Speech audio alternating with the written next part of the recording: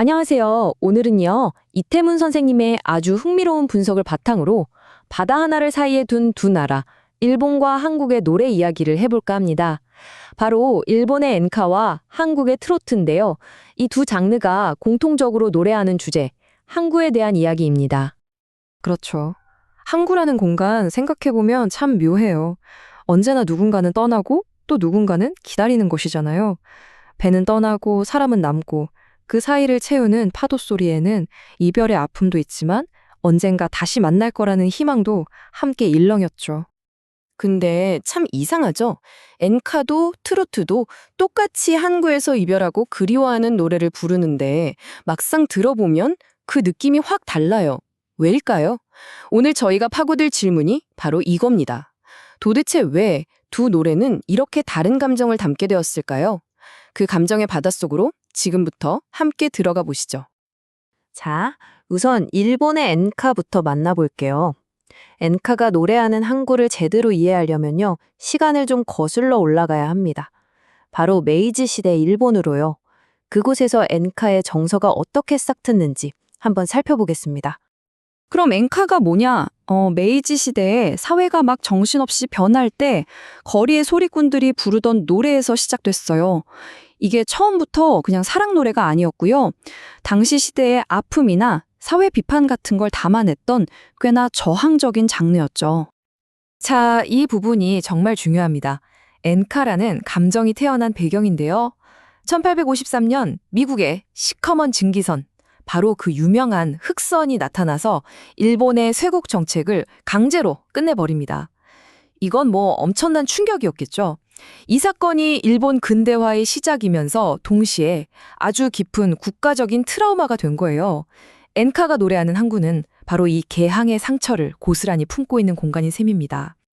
네, 그래서 엔카에 나오는 요코하마항, 나가사키항 같은 곳들은 그냥 노래의 배경이 아니에요.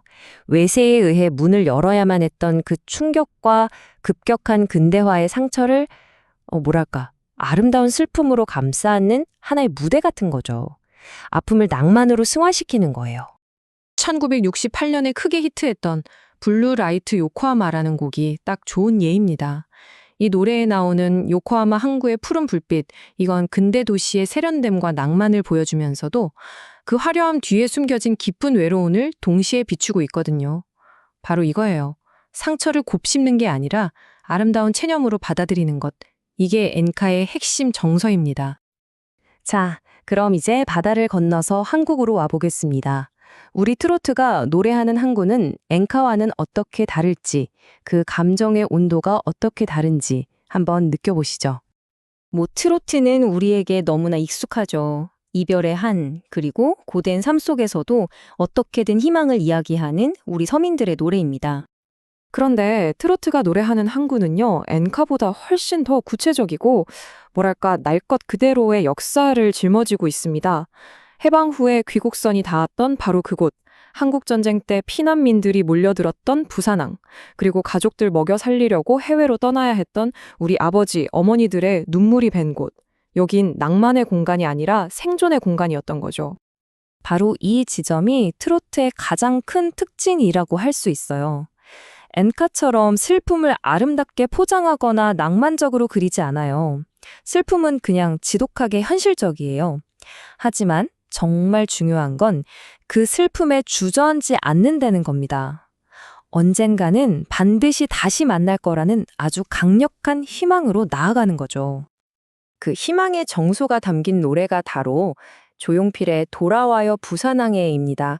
여기서 말하는 형제는 단순히 잃어버린 가족 한 명을 뜻하는 게 아니에요.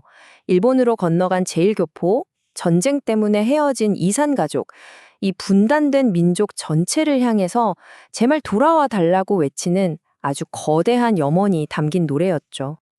자, 그럼 이제 두 장르의 핵심적인 차이를 한번 직접 비교해 보겠습니다. 왜 한쪽은 체념을, 다른 한쪽은 희망을 노래하게 된 걸까요? 이 슬라이드 한 장이 사실상 모든 걸 요약해 줍니다. 엔카는요, 돌아오지 않을 사람을 아름답게 추억하는 노래예요. 반면에 트로트는 반드시 돌아올 사람을 끈질기게 기다리는 노래죠. 추억과 기다림, 바로 이 두 단어가 핵심입니다. 조금만 더 자세히 들여다볼까요? 엔카의 아름다움은 돌아오지 못한다는 사실에서 와요. 시간은 과거에 멈춰 있죠. 그래서 엔카의 바다는 슬픔의 바다예요. 하지만 트로트는요, 반드시 돌아올 것이라는 믿음의 미학입니다. 시간은 미래를 향해서 계속 흘러가고요. 그래서 트로트의 바다는 희망의 바다가 되는 거죠. 정말 흥미로운 차이 아닌가요? 그리고 바로 이 지점. 이게 정말 중요합니다. 트로트가 품고 있는 이 끈질긴 희망의 정서가 오늘날 전 세계를 휩쓸고 있는 K-드라마나 K-팝, 그러니까 한류의 가장 근원적인 에너지가 되었다는 분석이 있어요. 슬픔을 희망으로 바꿔내는 힘. 어쩌면 그게 우리 한국 대중문화의 가장 큰 저력일지도 모르겠습니다. 이렇게나 다른 길을 걸어온 두 노래는 하지만 바다를 사이에 두고 서로에게 영향을 주고받기 시작합니다. 어떻게 두 노래가 하나의 대화를 만들어낼 수 있었을까요? 예를 들면 블루라이트 요코하마가 한국에서 인기를 끌었을 때 사람들은 그 요코하마의 불빛에 자신의 부산항을 겹쳐서 봤어요.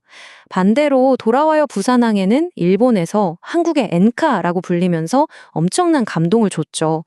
서로가 서로에게 거울이 되어준 셈이에요. 결국 보면요, 체념의 길을 걸었던 엔카나 희망의 길을 걸었던 트로트나 출발점은 달랐을지 몰라도 모두 국가적인 상처와 인간의 보편적인 사랑, 그리고 상실이라는 감정에서 태어났습니다. 그리고 이 두 개의 큰 물줄기는 마침내 현대 아시아 대중음악이라는 더 큰 바다에서 만나게 되는 거죠.